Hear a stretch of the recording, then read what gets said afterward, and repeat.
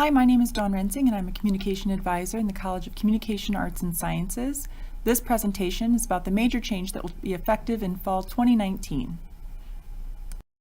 The goal of the presentation will be to answer the questions, what is changing, do I have to change, and how do I change?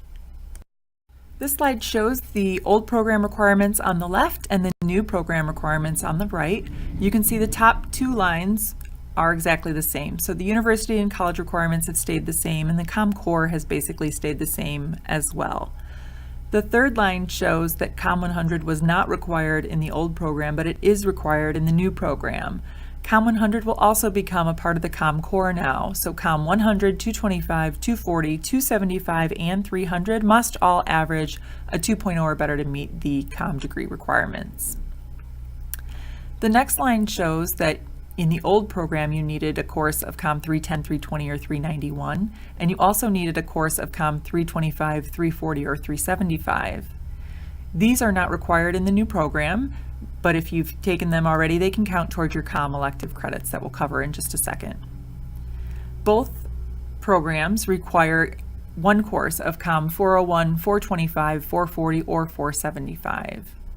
Both programs also require elective credits. So where that used to be 6 credits of Comm electives, now you, in the new program, have those 6 plus an additional 3 to make up for the courses that are no longer required.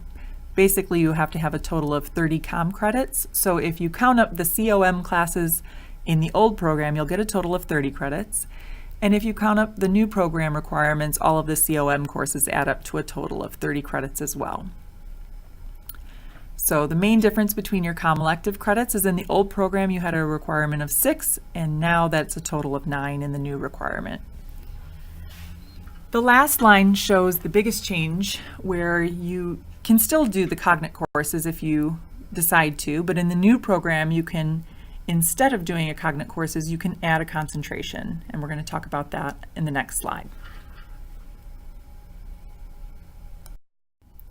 These are the 7 concentration areas that you can select from. You can select more than one, and courses can double count.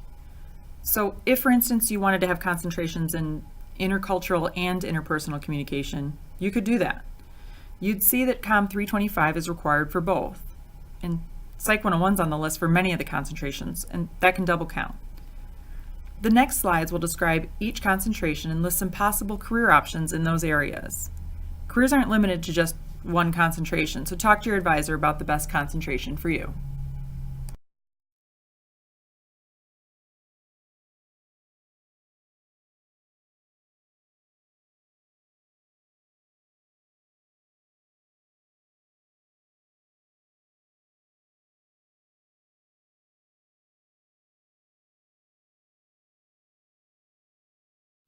Now that you've read through the concentrations, you should have an idea of which ones interest you most. Here are the required courses for each area. So if, for instance, you wanted to complete the interpersonal concentration, you would have to take Comm 304, 325, and 425. These count towards your Comm elective requirements if you haven't completed this area yet. Then you just need to take 3 more courses from the list provided. So if you took HDFS 145, Psychology 101, and Women's Studies 201, you would have completed this area. This is what the Comm major sheet would look like if you were doing the interpersonal Comm concentration. So just like we mentioned in the previous slide, the student would need to take Comm 304, 325, and 425, plus 3 courses from the list of courses there. You can see that Comm 304 counts towards the Comm electives at the top of the page. Comm 325 also counts towards the Comm electives.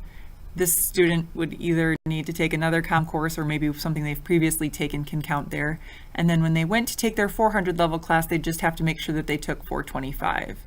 The other 3 courses they want to take can be selected from that list. And in the example I used, I had said the student used HDFS 145, Psych 101, and Women's Studies 201. Many students will ask, do I have to change? If you have fewer than 56 credits at the start of fall 2019, you will have to change to the new program. If you have 56 credits or more at the start of fall 2019, you do not have to change. You can change if you want to, but you do not have to. For students with 56 credits or more, the question becomes, should I change?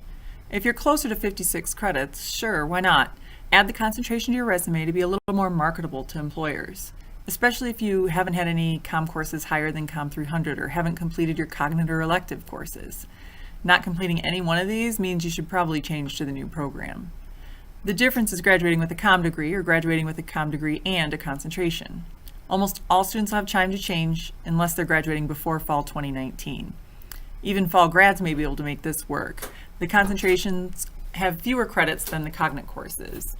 The only reason not to change is if you have 0 elective credits left and have completed all of your COM and Cognet courses and none of them are on any of the concentration lists. To be clear, we don't want you staying here longer or paying more money just to complete the new program. Talk to your advisor to see how this works for you. Here's an example of a meeting I had with a student who was about to become a senior. In the old major, they needed 25 credits to graduate, and the courses are listed there. In the new major, they still just need 25 credits, but they have exact courses that they need to take. This new major allowed this particular student to add 2 concentrations. So instead of graduating with a communication degree, they're now going to graduate with a communication degree and 2 concentrations, one in interpersonal communication and one in intercultural communication. This is going to make them much more marketable for the job in human resources that they're trying to get. So how do I change to the new major?